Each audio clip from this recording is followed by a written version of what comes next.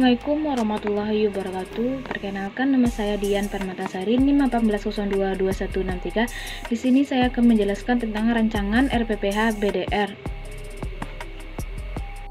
RPPH BDR proses pembelajaran stimulasi kemampuan sosial anak hingga penilaian menggunakan penegakan TPACK, STEM dan saintifik.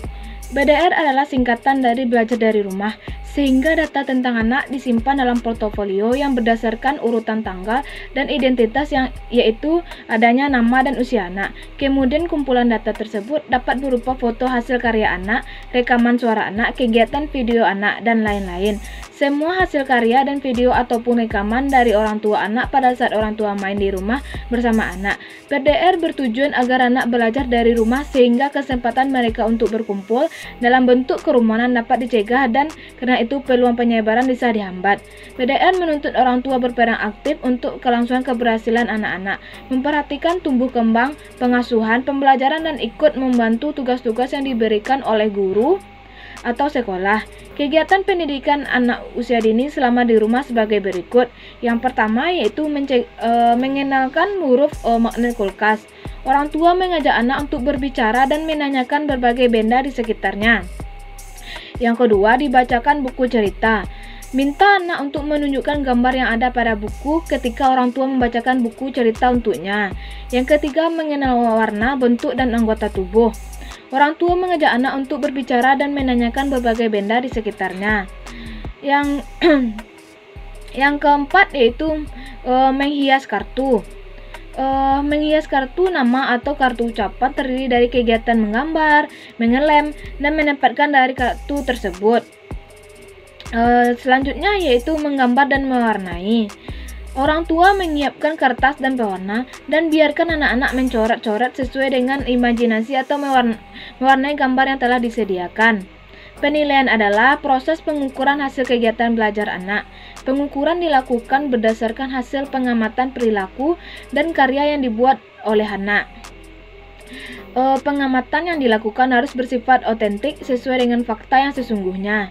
Adapun pengertian penilaian adalah suatu unsur usaha mengumpulkan dan menafsirkan informasi secara sistematis, berkelanjutan menyeluruh tentang perkembangan yang telah dicapai oleh anak didik melalui pembelajaran penilaian.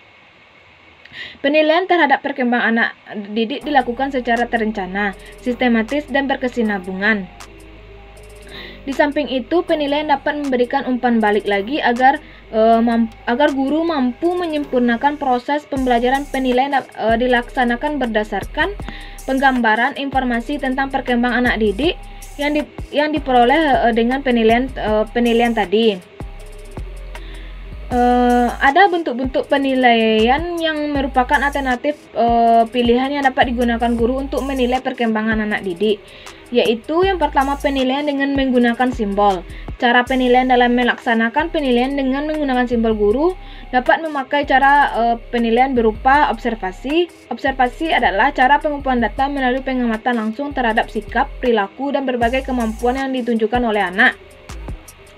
Yang kedua yaitu catatan anekdot.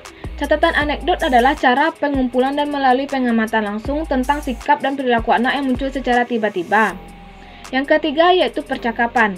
Percakapan adalah cara pengumpulan data melalui interaksi lisan untuk mendapatkan informasi tentang pengetahuan atau penalaran anak mengenai sesuatu hal. Selanjutnya yaitu penugasan. Penugasan adalah pengumpulan data melalui pemberian tugas yang harus dikerjakan anak didik dalam waktu tertentu baik secara perorangan atau berkelompok. Dalam menilai atau mengevaluasi pembelajaran anak usia dini adalah yang pertama memberikan informasi pada pendidik atau orang tua tentang pertumbuhan dan perkembangan yang telah dicapai oleh anak selama dia mengikuti PAUD atau pendidikan anak usia dini.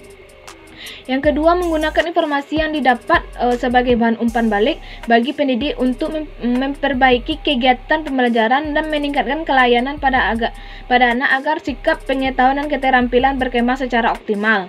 Yang ketiga yaitu memberikan masukan kepada orang tua untuk melaksanakan pengasuhan di lingkungan keluarga sesuai dan terpadu dengan proses pembelajaran di PAUD. Yang terakhir yaitu memberikan bahan masukan kepada berbagai pihak yang relevan untuk turut serta membantu pencapaian perkembangan anak secara optimal.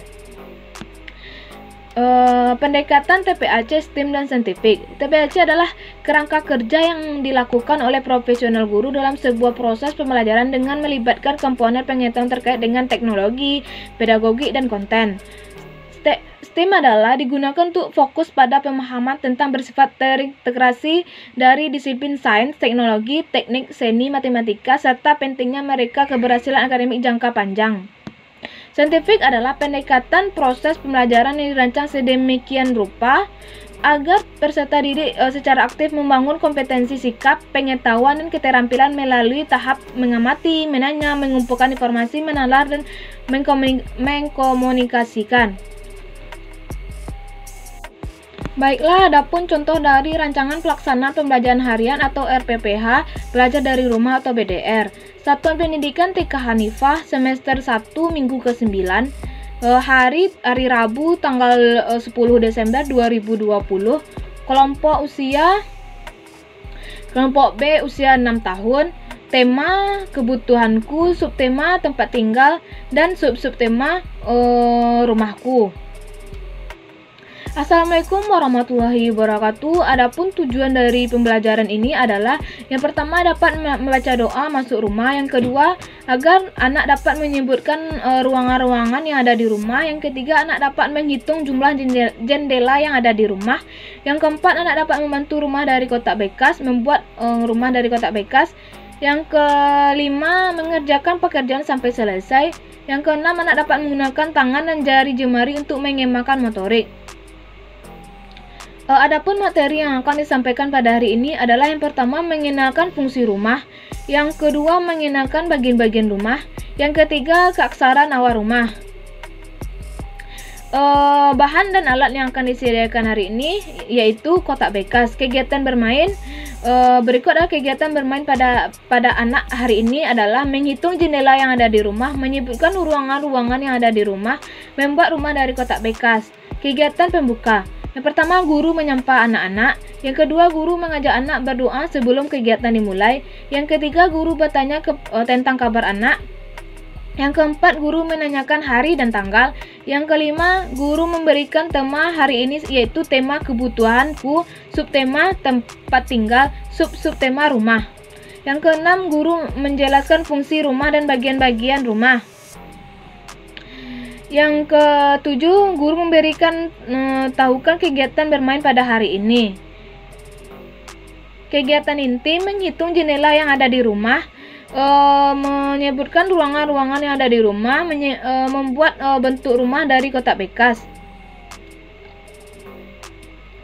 Indikator yang akan dinilai adalah membaca doa masuk rumah. Yang kedua yaitu anak dapat menyebutkan ruangan-ruangan yang ada di rumah. Anak dapat menghitung jumlah jendela yang ada di rumah. Selanjutnya, anak dapat membuat rumah dari kotak bekas. Selanjutnya, anak dapat menggunakan jari jemari untuk mengembangkan motorik, mengerjakan pekerjaan sampai selesai, menjaga kebersihan kerapian diri. Terima kasih. Assalamualaikum warahmatullahi wabarakatuh.